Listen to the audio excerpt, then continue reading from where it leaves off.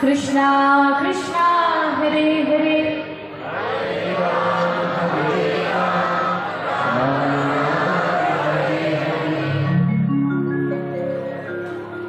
भगवान श्री कृष्ण अपने वृंदावन से, ब्रज से सर्वाधिक प्रेम करते हैं, बहुत प्रेम करते हैं। लेकिन भगवान जब अवतरित होते हैं तो गीता में तो भगवान कहते ही हैं, सभी को याद होगा, यदा यदा हि धर्मस्य ग्लानिर्भवति भारत अभ्युत्थानमधर्मस्य तदात्मानं सृजाम्यहम् परित्राणाय साधूनां विनाशाय च दुष्कृतां धर्म संस्थापनार्थाय संभवामि युगे युगे। तो भगवान अवतरित होते हैं जब जब धर्म का पतन होता है, अधर्म की प्रधानता होती है, साधुओं का कल्याण करने के लिए और दुष्टों का विनाश करने के लिए। तो भगवान अवतरित होते हैं अपने भक्तों को प्रेम देने के लिए। तो ब्रज में, वृंदावन में तो गोपियों को नंद बाबा, यशोदा मैया, सखाओं को खूब प्रेम दिया, लेकिन दुष्टों का भी तो विनाश करना है और उनका विनाश करने के लिए वृंदावन से बाहर जाना पड़ेगा। लेकिन भगवान चाहते हैं मथुरा लीला करने से पहले, मथुरा में जाने से पहले मैं इन गोपियों की इच्छा पूर्ण करना चाहता हूँ। अब गोपियों की क्या इच्छा है? ये गोपियाँ भगवान से इतना प्रेम करती हैं, निस्वार्थ भाव से भगवान से प्रेम करती हैं। वास्तव में इस संसार में देखा जाता है, वैसे तो इस संसार में प्रेम है ही नहीं, क्योंकि ये संसार आध्यात्मिक जगत का प्रतिबिंब रूप है। गीता में भगवान कहते हैं, ऊर्ध्व मूल मधः शाखम अश्वत्थम प्राहुरव्ययम छंदांसी यस्य पर्णानि यस्तम वेद स वेदवित्। जो आध्यात्मिक जगत है उसका प्रतिबिंब, उसका उल्टा यह भौतिक जगत है, और उल्टा होने के कारण यह विकृत हो गया है। इसीलिए जो प्रेम, जो निस्वार्थ प्रेम भगवान के धाम में है, वह इस जगत में नहीं है।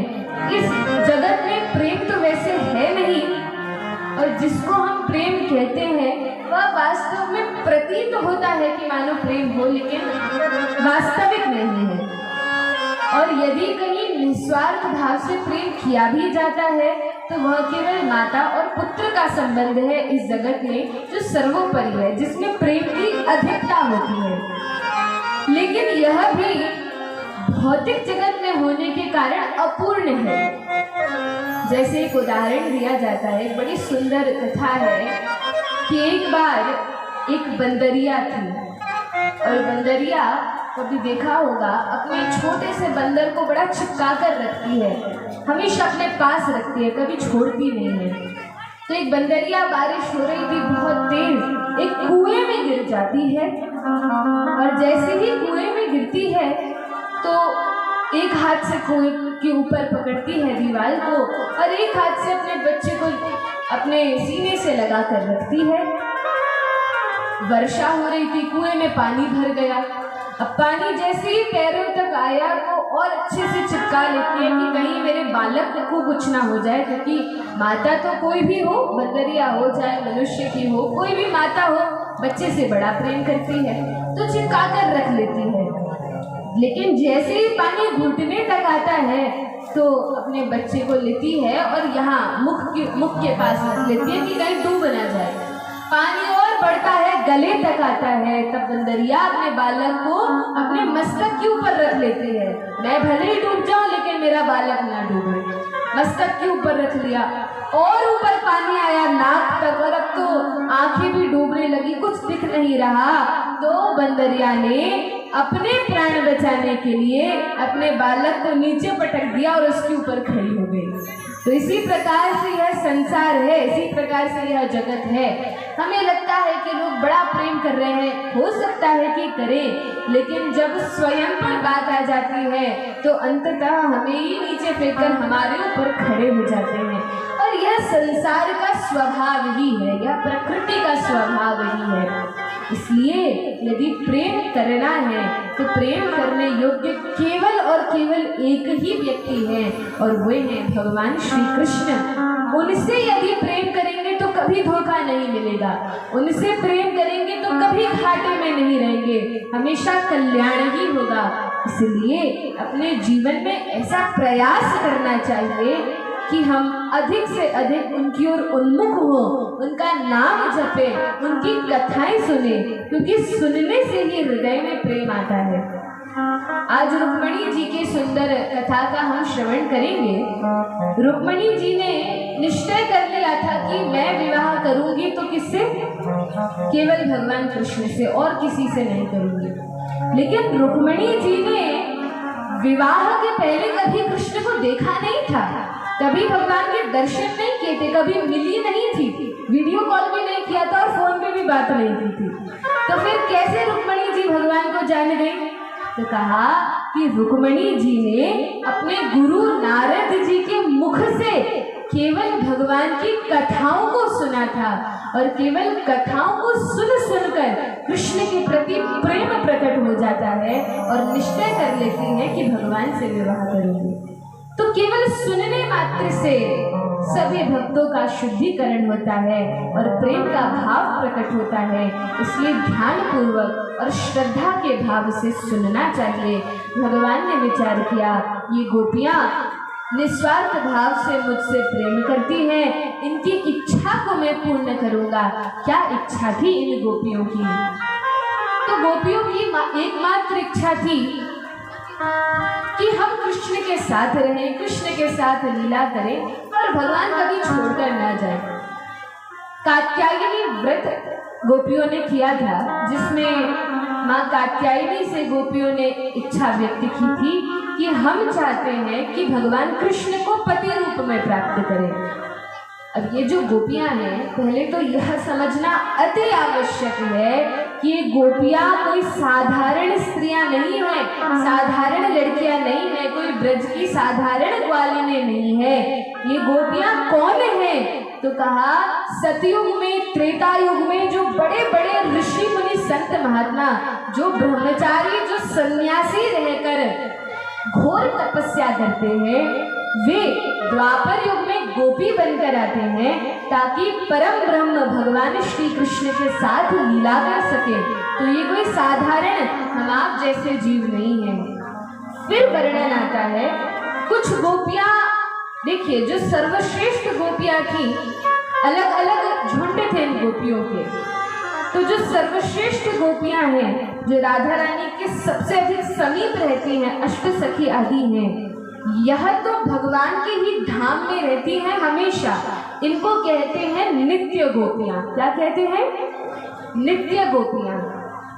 तो गोलोक वृंदावन में जब भगवान अपना विस्तार करते हैं, क्योंकि भगवान में तो विस्तार करने की क्षमता है, तो अपने हृदय का विस्तार करते हैं लीला करने के लिए। तो सबसे पहले तो भगवान कृष्ण गोलोक वृंदावन में अकेले ही थे। जब कोई सृष्टि नहीं हुई थी, कोई ब्रह्मांड नहीं बना था, कुछ भी नहीं था, स्वर्ग नर्क पृथ्वी इत्यादि कुछ भी नहीं था, भगवान अकेले ही अपने धाम में थे। उस समय भगवान विस्तार करते हैं तो सुंदर गोलोक वृंदावन धाम में रास मंडल बन जाता है। इस रास मंडल में बहुत सारे उपवन है, वाटिका है, उद्यान है, सुंदर पुष्प है, यह सब हो जाता है। तब भगवान अपने हृदय को प्रकट करते हैं तो राधा रानी का विस्तार होता है। राधा रानी दौड़कर जाती हैं और एक पुष्प दौड़कर आकर भगवान को अर्पित करती हैं। तो क्योंकि धावते हुए, संस्कृत में दौड़ने को धावना कहते हैं, धावते हुए जाती है और पुष्प से भगवान की आराधना करती है, इसलिए राधा रानी का नाम राधा ऐसा नाम पड़ता है। राधिका, राधा, यह नाम से पुकारा जाता है। और तब राधा रानी भगवान कृष्ण को अति आनंद प्रदान करने के लिए और भगवान विलास कर सके, इसलिए स्वयं का ही विस्तार करती है। ये गोपियां कहीं अलग से नहीं है, राधा रानी ही अपना विस्तार करती हैं तो अनेक गोपियां प्रकट होती हैं। ललिता, विशाखा, तुंगभद्रा, इंदुलेखा, सुदेवी आदि गोपियां प्रकट होती हैं। और तब ये गोपियाँ अपना विस्तार करती हैं तो असंख्य असंख्य गोपियाँ प्रकट होती हैं और भगवान कृष्ण इनके साथ रास करते हैं। अब देखिए, लोग कहते हैं कि भगवान तो सभी के आदर्श होते हैं। गीता में कृष्ण कहते हैं यज्ञदाचरति श्रेष्ठस्तत्तदेवेतरो जनाः स यत् प्रमाणं कुरुते लोकस्तदनुवर्तते। अर्थात बड़े लोग या श्रेष्ठ व्यक्ति जो काम करते हैं सारे लोग उसी का तो अनुसरण करते हैं। कोई बड़ा व्यक्ति कोई काम करे अच्छा गलत तो लोग उन्हीं से तो प्रेरणा लेते हैं। तो भगवान कृष्ण रास क्यों करते हैं, क्यों दूसरों की जो स्त्रियां हैं गोपियां हैं उनके साथ रात्रि के समय नृत्य करते हैं, यह तो ठीक नहीं है। तो जो मूर्ख लोग हैं वे भगवान की लीलाओं पर इस प्रकार की टिप्पणी करते हैं। कुछ धूर्त तो ऐसे हैं जो कहते हैं भगवान करे तो रास लीला, हम करें तो कैरेक्टर ढीला, इस प्रकार की बातें करते हैं। और कुछ ऐसे मूर्ख होते हैं जो कहते हैं जब भगवान रास कर सकते हैं तो हम क्यों नहीं कर सकते, हम भी करेंगे। लेकिन उन भगवान ने तो गोवर्धन भी धारण किया था, तुम भी धारण कर लो, 7 दिन छोड़ो, एक ही दिन उठा लो तो रास भी कर लेना। उन भगवान ने तो अघासुर बकासुर को मारा था, तुम तनिक एक असुर को मार के बताओ। उन भगवान ने तो 6 दिन की अवस्था में पूतना का वध कर दिया था। क्या हम में इतनी सामर्थ्य है? वे तो भगवान हैं और वे किसी अन्य स्त्री के साथ रास नहीं कर रहे हैं। भगवान तो स्वयं अपना ही विस्तार कर रहे हैं, स्वयं के ही साथ रास कर रहे हैं। अब मान लीजिए हम अपने घर में कांच के सामने खड़े होकर अपने आप को निहारें, अपने बालों को निहारें, मुख को निहारें, मेकअप करें, क्रीम पोते, पाउडर लगाएं, तो क्या कोई हमसे कह सकता है अरे तुम क्यों अंगों को छू रहे हो, तुम क्यों गाल में हाथ लगा रहे हो, तुम क्यों बालों में हाथ लगा रहे हो? अरे भाई ये तो मेरा ही शरीर है, मैं कुछ भी कर सकता हूँ। इसी प्रकार से ये जो गोपियां हैं, जो राधा रानी है, अलग नहीं है। ऐसा नहीं है कि कृष्ण भगवान है और राधा रानी भगवान नहीं है। राधा कृष्ण एक आत्मा दुई देह धरी, अन्योन्य विलस रस आस्वादन करी। चैतन्य चरितामृत में वर्णन आता है राधा और कृष्ण अलग अलग नहीं है, राधा और कृष्ण एक ही है। लेकिन भगवान का जो पुरुष रूप में शरीर है और भगवान का जो स्त्री रूप में शरीर है वह श्रीमती राधा रानी है और पुरुष रूप में शरीर है वह कृष्ण के रूप में है। लेकिन जब ये राधा और कृष्ण अलग अलग होते हैं तो राधा कृष्ण के नाम से जाने जाते हैं, और जब ये दोनों एक हो जाते हैं, देह एक हो जाती है, तो चैतन्य महाप्रभु के नाम से प्रसिद्ध होते हैं। गौरांग महाप्रभु के नाम से बंगाल की धरती पर नवद्वीप मायापुर में जन्म लेते हैं और संकीर्तन आंदोलन का सर्वत्र पूरी दुनिया में प्रचार करते हैं। आज हम देख सकते हैं कि विदेशों में भी, अमेरिका, ऑस्ट्रेलिया, जितने भी विदेश हैं, विश्व के हर एक देश के हर एक शहर में आज राधा कृष्ण के मंदिर हैं। वे मंदिर किसकी प्रेरणा से और किसके कारण स्थापित हुए हैं? कहा ये चैतन्य महाप्रभु जो साक्षात कृष्ण ही हैं, लेकिन कलयुग में इस प्रकार से अवतार लेते हैं कि भागवत धर्म का पूरे विश्व में प्रचार कर सके। क्योंकि कलयुग में तो आसुरी स्वभाव वाले लोग हैं, न तो तपस्या करने की क्षमता रखते हैं, न हवन यज्ञ इत्यादि कर सकते हैं, भगवान की आरती भी ठीक से नहीं कर सकते, कैसे कल्याण होगा? राधा रानी ने जब यह चिंता व्यक्त की तब भगवान ने कहा चिंता मत करो, अब मैं भक्त के रूप में अवतार लूंगा, ऐसा नाटक करूंगा कि मैं ही भक्त हूँ और लोगों को सिखाऊंगा कि देखो भगवान की भक्ति कैसे करनी चाहिए। तब श्री चैतन्य महाप्रभु के रूप में जन्म होता है।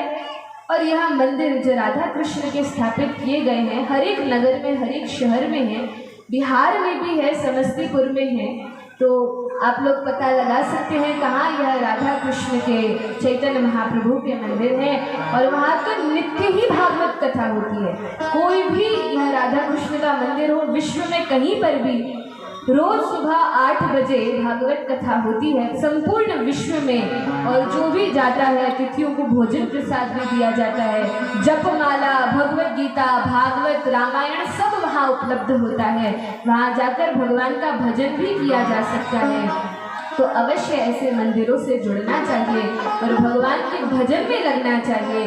और यदि दूर है, हम नहीं जा सकते हैं, तो ऐसी व्यवस्था करनी चाहिए कि हमारे ही गांव में, हमारे ही घर के पास हम ऐसा मंदिर बनाएं। मंदिर नहीं है तो ऐसा कोई स्थान बनाएं जहां सब इकट्ठे होकर, देखिए 7 दिन कथा होती है लेकिन उसके बाद सब अपने अपने घर चले जाते हैं। तो ऐसा नहीं करना कि 7 दिन कथा में बैठ के सब भूल जाना है। करना क्या है कि अपने जीवन को ऐसा ढालना है कि जिस प्रकार ये 7 दिन जा रहे हैं उसी प्रकार संपूर्ण जीवन हो। यदि नित्य कथा न हो पाए तो हम लोग इकट्ठे होकर हफ्ते में 1 दिन अथवा 2 दिन संकीर्तन करें, सारे गांव के लोग इकट्ठे हो जाएं, हरे कृष्ण महामंत्र का कीर्तन करें, उत्सव मनाएं और इस प्रकार से भगवान का नाम लें। बोलिए वृंदावन बिहारी लाल की जय। तो राधा रानी की कृपा से भगवान कृष्ण यह निश्चय करते हैं कि अब रास करना चाहिए गोपियों का आनंद देने के लिए। अब जैसा कि बताया कि कुछ तो नित्य गोपियां हैं जो हमेशा गोलोक वृंदावन में भगवान की सेवा करती हैं, कुछ ऐसी गोपियां हैं जिन्होंने वृंदावन में जन्म लिया है। जब त्रेता युग में भगवान श्री रामचंद्र को वनवास होता है और भगवान दंडकारण्य के वनों में जाते हैं, तो वहां के जब ऋषि मुनि देखते हैं कि सीता माता भगवान की इतनी सेवा पूजा करती हैं, हमेशा भगवान की चरण सेवा करती हैं, भगवान को बनाकर भोग खवाती हैं, तो इन ऋषि मुनियों की भी इच्छा हुई कि हम भी भगवान की पत्नी बन जाएं और भगवान से आकर प्रार्थना करने लगते हैं बड़े दीन होकर। भगवान मुस्कुराते हुए कहते हैं, महात्मा जी आप तो अभी पुरुष रूप में हो, अभी तो साधु हो, आप कैसे हमारी पत्नी बन सकते हो? और वैसे भी अभी तो मैंने मर्यादा पुरुषोत्तम के रूप में अवतार लिया है, एक पत्नी व्रतधारी हूँ। लेकिन चिंता मत कीजिए, आने वाला जो द्वापर युग है उसमें आप सभी लोग गोपियां बनकर आ जाना और तब आपकी इच्छा को हम पूरा करेंगे, तब आपके साथ रास करेंगे और आपकी इच्छा पूर्ण होगी। तो ये दंडकारण्य के ऋषि मुनि भी वहां पर गोपी बनकर आते हैं और भगवान कृष्ण इन सब को प्रसन्न करने के लिए रास नृत्य आरंभ करते हैं। रास कब किया गया तो कहा रात्रि का समय था, सब गोपी अपने अपने घरों में अलग अलग कामों में लगी हुई थी, लेकिन भगवान श्री कृष्ण जैसे ही अपनी बांसुरी बजाते हैं, मुरली बजाते हैं और मुरली बजाकर जिस गोपी को बुलाना चाहते हैं वही गोपी रास में आती है। रास में सभी गोपियां नहीं है, ऐसा नहीं हो कि सब आ गए और भगवान नृत्य कर रहे हैं, नहीं।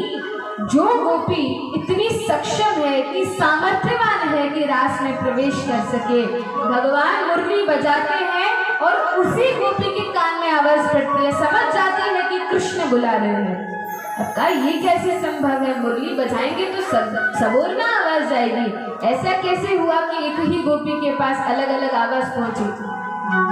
तो भक्तगण भाव देते हैं कि भगवान की मुरली में अलग अलग गोपियों के नंबर फीड है, जिस गोपी को नंबर लगाते हैं उसी तक आवाज पहुंचती है, जिसको कॉल करते हैं उसी तक आवाज पहुंचती है, बाकी गोपियां नहीं आती। तो भगवान ने एक एक करके सभी गोपियों को बुला लिया, राधा रानी सहित जितनी गोपियां हैं वे सब इस रास मंडल में आ जाती हैं। और जैसे ही आती हैं भगवान कृष्ण परीक्षा लेने के भाव से कहते हैं, अभी गोपियों इतनी रात में यहाँ आई हो, अपना घर छोड़कर, अपने पतियों को बच्चों को छोड़कर यहाँ क्यों आई हो? गोपियां कहती हैं, कृष्ण देखो पहले तो तुमने ही हमें बांसुरी बजाकर बुलाया है और अब कहते हो कि क्यों आई हो। जिस समय भगवान ने रासलीला की थी उस समय भगवान की आयु अधिक नहीं थी, भगवान छोटे ही 10 वर्ष के ही बालक थे। तो विचार कीजिए इतनी छोटी आयु में क्या किसी के हृदय में काम भाव हो सकता है, कोई काम की वासना हो सकती है? तो वासना नहीं थी। और ये गोपियां तो इनकी तो शादी हो गई थी, विवाह हो गया था, संतान थी, लेकिन भक्ति का जो बंधन है, भगवान से जो प्रेम का बंधन है, उसमें यह आवश्यक नहीं है कि हमारे जो और रिश्ते नाते हैं वे बीच में आते हैं। भगवान के साथ जब जीव का संबंध होता है तो शरीर के माध्यम से नहीं होता, यह तो आत्मा और परमात्मा का नित्य संबंध है, और केवल गोपियों का नहीं, हम सभी का, क्योंकि हम सभी आत्मा हैं। आत्मा का श्री कृष्ण के साथ, भगवान के साथ नित्य संबंध है। हम सभी का भी भगवान के साथ कोई ना कोई गहरा संबंध है, लेकिन क्योंकि हम अपना भगवान के साथ संबंध भूल गए हैं, इस कारण ही हम इस संसार में हैं। जिस दिन वह संबंध याद आ जाएगा, और वह कैसे याद आएगा, तो गुरु की कृपा से। गुरु की कृपा से जब भगवान के साथ नित्य संबंध का स्मरण होगा, तब हम इस भौतिक बंधन से छूट जाएंगे और भगवान के धाम पुनः पहुंच जाएंगे। उसी को कहते हैं स्वरूप सिद्धि। शास्त्रों में जो स्वरूप सिद्धि कहा गया है वह यही है। और तब भगवान कृष्ण ने पहले परीक्षा दी। गोपियों ने कहा, कृष्ण देखो तुमने ही बुलाया है, अब बातें मत बनाओ, जल्दी ही रास नृत्य आरंभ करो। तब भगवान गोपियों के साथ रास करते हैं, बड़ी सुंदर लीला करते हैं, और सभी गोपियों के साथ भगवान ने ब्रज मंडल में, रास मंडल में नृत्य किया। बोलिए रास रासेश्वर भगवान की जय।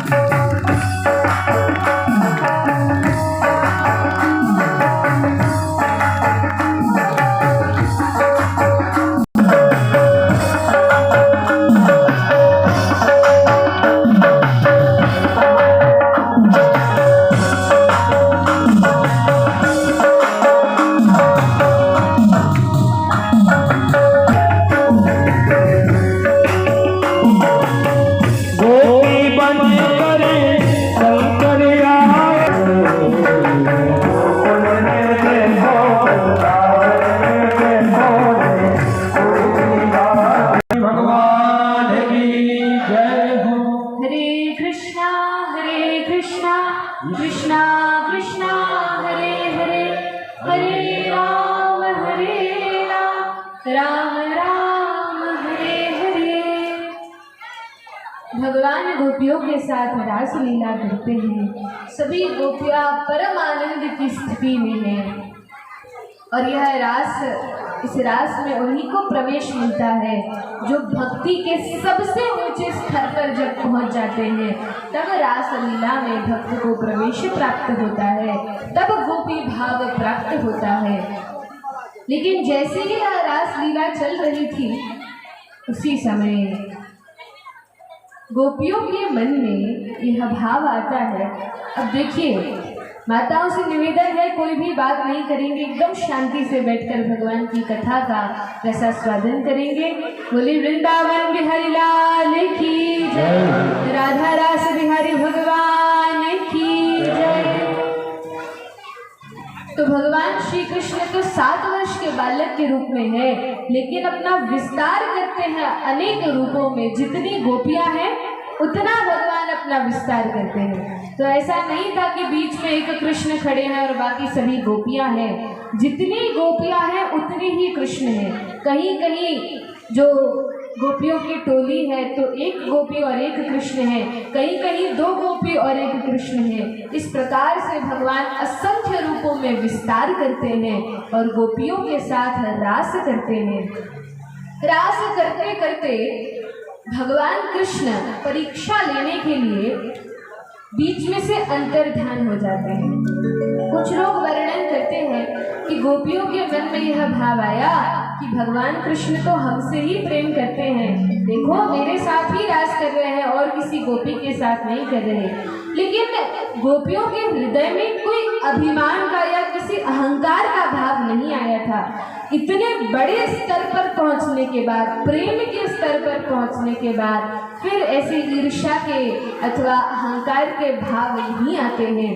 लेकिन गोपियाँ केवल थोड़ा सा यह विचार आता है कि कृष्ण हमारे ही साथ रास कर रहे हैं।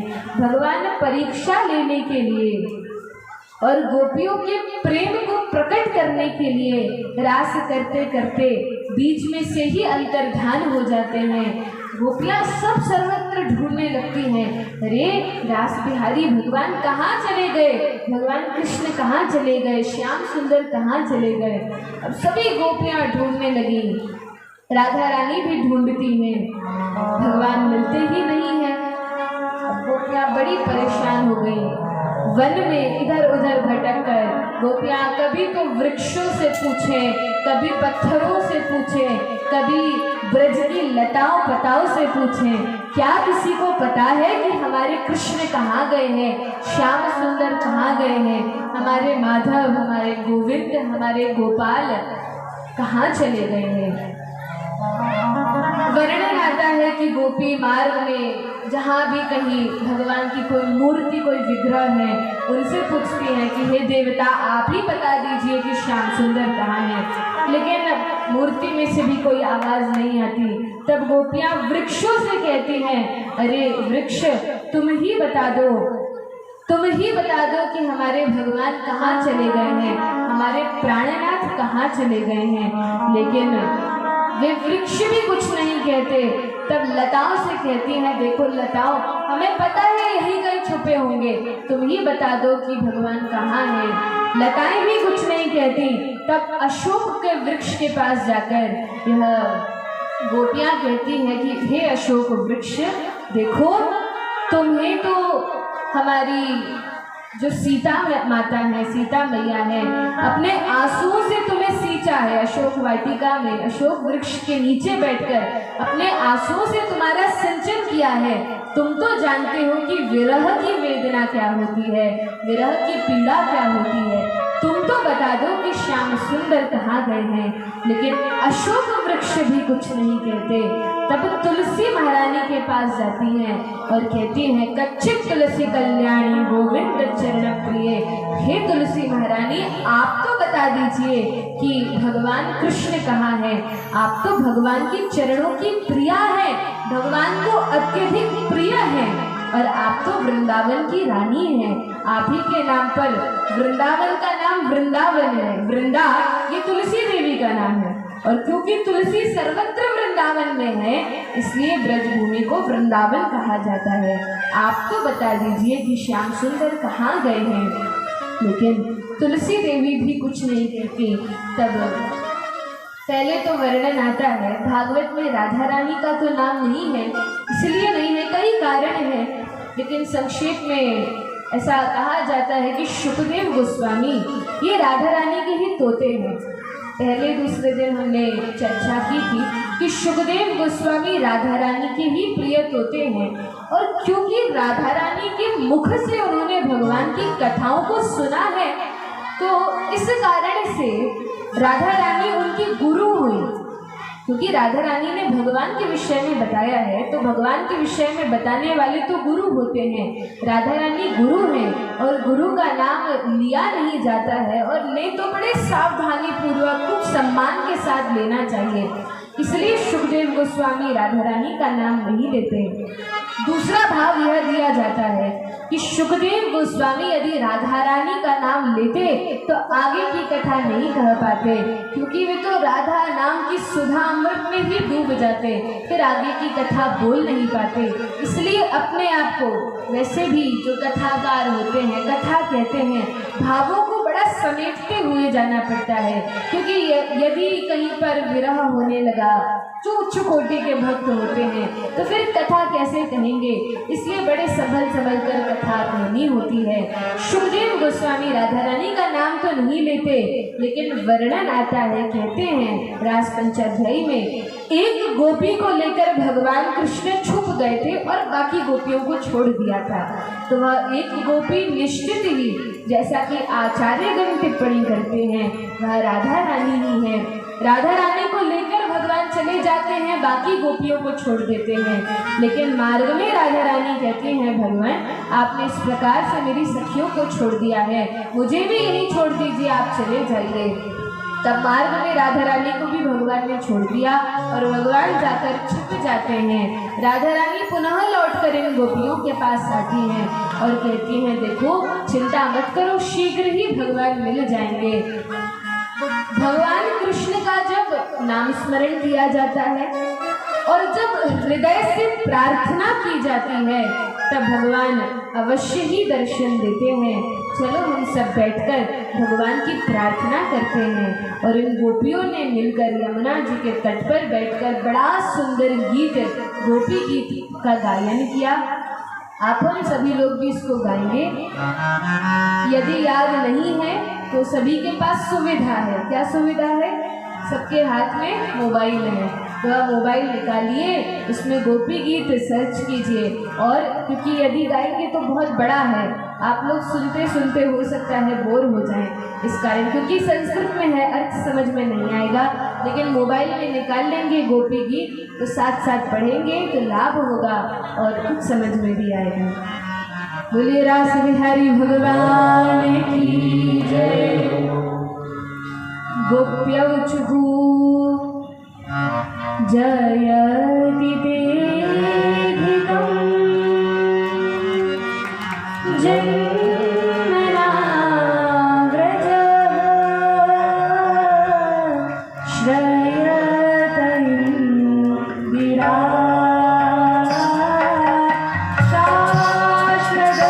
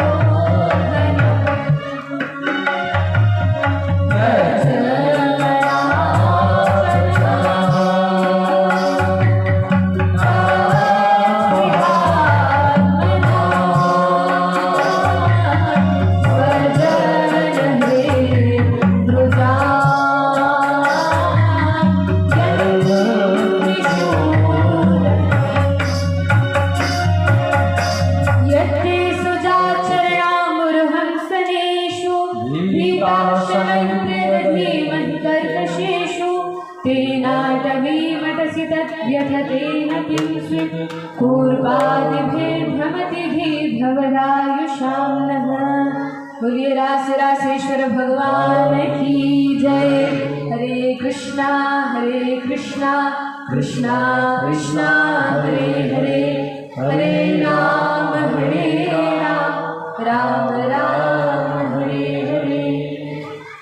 गोपियाँ जैसे ही इस गोपी गीत का गायन करती हैं, वर्णन आता है भगवान श्री कृष्ण तुरंत प्रकट हो जाते हैं। क्या है इस गोपी गीत में ऐसा? तब कहा बड़े भाव से, बड़े प्रेम से गोपियाँ एक साथ एक स्वर से, पहले से सोचा नहीं था कि यह प्रार्थना करेंगे या पहले से स्तुति याद हो और एक साथ गा रहे हो। जब प्रेम की उस अवस्था पर जीव पहुंच जाता है तो अपने आप मुख से भगवान की स्तुति निकलने लगती है। और जब सभी गोपियां विरह के भाव में आकर एक साथ बैठती हैं, सभी के मुख से एक साथ एक ही लय धुन में यह गोपी गीत का गायन अपने आप हो जाता है। गोपियाँ गोपी गीत का गायन करती है, कहती है हे कृष्ण, जब से आपने ब्रजभूमि वृंदावन में जन्म लिया है तब से लक्ष्मी जी का यहाँ की गली गली में वास हो गया है। लक्ष्मी जी गली गली में विचरण कर रही हैं, कृष्ण धन्य है। तब कहती है कि भगवान, हम तो आपकी अशुल्क दासिका हैं, आपकी ऐसी दासियां हैं कि कभी आपसे कुछ मांगती नहीं है। अपने प्रेम के बदले में हमने कभी आपसे कुछ नहीं मांगा, लेकिन भगवान अब जब हम आपसे इतना प्रेम करती हैं तो आप क्यों हमें छोड़कर चले गए हैं? भगवान यदि इसी प्रकार से छोड़कर जाना था तो जिस समय बड़े बड़े असुर आक्रमण करने आते थे वृंदावन पर, तब क्यों हमारी रक्षा की? उसी समय हमें मर जाने देते तो कम से कम आज विरह की पीड़ा तो नहीं सहनी पड़ती। कृष्ण क्यों इस प्रकार से दुख दे रहे हैं? इस प्रकार से गोपियाँ स्तुति का गान करती हैं। और ऐसा नहीं है कि गोपियाँ कृष्ण को कोई साधारण लड़का समझकर, कोई साधारण गोप बालक समझकर इस प्रकार से बुला रही हो, लेकिन गोपियाँ कहती हैं कृष्ण हम जानते हैं न खलु गोपिका नंदनो भवान अखिल देहि नाम अंतरात्मा दृक्। कृष्ण आप यशोदा के पुत्र ग्वाल बाल के रूप में अवतरित हुए हैं, लेकिन आप कोई यशोदा के पुत्र नहीं हैं। तब कौन है?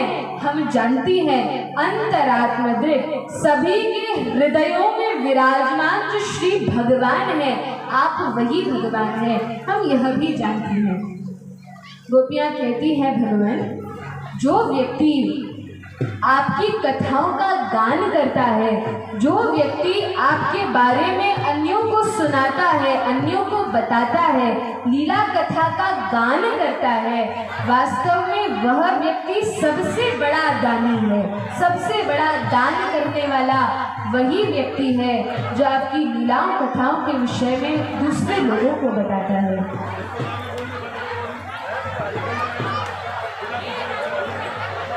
वर्णन आता है कि गोपियाँ कहती हैं कृष्णपति सुतान्वय भ्रातृबान्धवान् अति विलंघते अच्युतागताः। हे कृष्ण, सभी से निवेदन है कि कथा में ध्यान दें। कृपया सभी से निवेदन है, कथा चल रही है, अन्यत्र ध्यान न दें, कथा श्रवण करें। सभी भाई बंधु माताओं से निवेदन है, कोई विशेष आवाज नहीं आ रही है, कथा पर ही ध्यान दें। वृंदावन बिहारी लाल की जय। गोपियाँ कहती हैं हे कृष्ण, हम अपने पति को, अपने बच्चों को, माता पिता, भाई बंधु सबको छोड़कर आए हैं, क्योंकि हम जानते हैं कि आप साक्षात श्री भगवान हैं। हे भगवान, हम आप पर समर्पित होना चाहते हैं, आपसे प्रेम करना चाहते हैं। भगवान शीघ्र ही प्रकट हो जाइए। और जब इस प्रकार करुण भाव से गोपियाँ भगवान को पुकारती हैं, भगवान से रहा नहीं जाता और भगवान श्री कृष्ण तुरंत प्रकट हो जाते हैं। बोलिए भक्तवत्सल भगवान की जय। गोपियाँ कहती हैं कृष्ण क्यों छोड़कर गए थे? भगवान ने कहा वो सब छोड़ो, देखो अभी तो रास हुआ था, इस बार अब फिर से हम रास करेंगे और अब साधारण रास नहीं, इस बार महारास होगा। कैसा रास होगा? महारास होगा। जो गोपियां पहले रास में नहीं भी आ पाई थी, वे गोपियां भी अब रास में आ सकती हैं। जैसे ही यह समाचार ऋषि मुनियों ने सुना, जो अन्य तपलोक इत्यादि में है, गर्ग मुनि ने यह समाचार सुना तो सोचा हमें भी रास में जाना है। लेकिन रास में केवल माताओं का प्रवेश है, केवल गोपियों का प्रवेश है। पुरुष रास मंडल में प्रवेश नहीं कर सकते, क्योंकि पुरुष तो केवल एक ही है और वे हैं भगवान कृष्ण। बाकी सभी तो आत्माएं हैं और आत्मा तो स्त्री रूपा होती है, इसलिए पुरुषों का प्रवेश रास में नहीं है, केवल भगवान कृष्ण और अन्य सभी गोपियां। तो गर्ग मुनि सोचते हैं अब हमारी जुगाड़ कैसे लगेगी, हम कैसे रास में जाएंगे, हमें भी जाना है। सोचते हैं भोलेनाथ के पास जाने से कुछ काम बन सकता है। तब भोलेनाथ के पास जाते हैं और बताते हैं, बोले बाबा आपको पता है कि वृंदावन में ब्रज में भगवान महारास कर रहे हैं और जो पहले रास में नहीं आ पाए हैं वे भी अब रास में आ सकते हैं। भोलेनाथ ने कहा चलो चलते हैं रास में। कहा नहीं नहीं ऐसे नहीं जा सकते, यदि रास में जाना है तो स्त्री रूप बनाना पड़ेगा तभी जा सकते हैं। भोलेनाथ ने कहा उसकी चिंता मत करो, पार्वती जी है ना, इनसे का लहंगा फरिया ले लेंगे और लपेट लेंगे, घूंघट डाल लेंगे, किसको पता चलेगा कि हम कौन हैं। कहा और ये जो आपके सांप लटक रहे हैं इनका क्या करेंगे, सभी गोपियां डर जाएंगी, सब रास मंडल से भाग जाएंगे। भोलेनाथ ने कहा कोई बात नहीं, वो देखा जाएगा, ये तो हार के रूप में लटक रहे हैं, बिच्छू कान की कुंडल के रूप में लटक रहे हैं, कोई बात नहीं, घूंघट डाल लेंगे, कुछ पता नहीं चलेगा। ठीक है चलो शीघ्र चलो, कहा रास प्रारंभ हो जाएगा। अब भोलेनाथ तो अपने हिसाब से तैयार होकर और रास के लिए आते हैं, लेकिन रास मंडल के द्वार पर ललिता और विशाखा सखी खड़ी थी। ये ललिता विशाखा सखी कहती हैं कि देखिए बोले बाबा आप किसी से भी बच जाए, हमसे नहीं बच सकते, हमने पहचान लिया कि आप तो भोले बाबा हैं। और देखिए रास में केवल स्त्रियों का प्रवेश है और ऊपर से स्त्री बनाने से काम नहीं चलेगा, हृदय गोपी का होना चाहिए, तब रास में प्रवेश मिल सकता है। भगवान ने कहा अब हृदय कहाँ से लेकर आए गोपी का। ललिता विशाखा सखी ने कहा देखो चिंता मत करो, ये जो ब्रजरज है ना इसमें लेट जाओ और ब्रजरज को अपने शरीर पर लगा लो और फिर गंगा यमुना, जो यमुना नदी है, श्याम कुंड राधा कुंड में स्नान कर लो और जब स्नान करोगे तो आपको भी गोपी भाव प्राप्त हो जाएगा, क्योंकि राधा कुंड, श्याम कुंड, यमुना नदी की महिमा बड़ी दिव्य है। भोलेनाथ ने ऐसा ही किया और तब ललिता विशाखा ने बड़ा सुंदर श्रृंगार भोलेनाथ का कर दिया। वैसे तो राधा रानी का श्रृंगार करती हैं, लेकिन आज भोले बाबा का भी श्रृंगार कर दिया और भोलेनाथ ब्रज नारी बनकर, क्या बनकर, ब्रज नारी बनकर रास में प्रवेश करते हैं। गोपीश्वर महादेव के रूप में रास में आते हैं। बोले गोपीश्वर महादेव की जय। बने आए महादेव ब्रज नारी, बने आए महादेव ब्रज नारी, बने आए महादेव ब्रज नारी, बने आए महादेव ब्रज नारी, बने आए महादेव ब्रज नारी, बने आए महादेव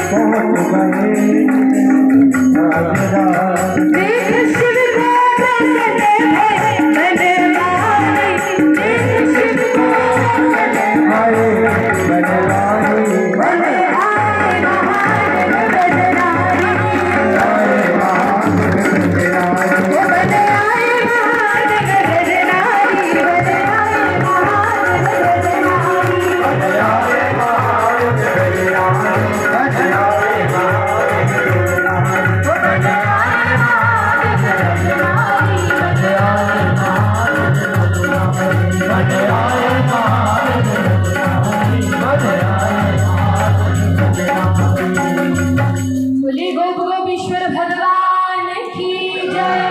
हरे कृष्णा कृष्णा कृष्णा हरे हरे, हरे राम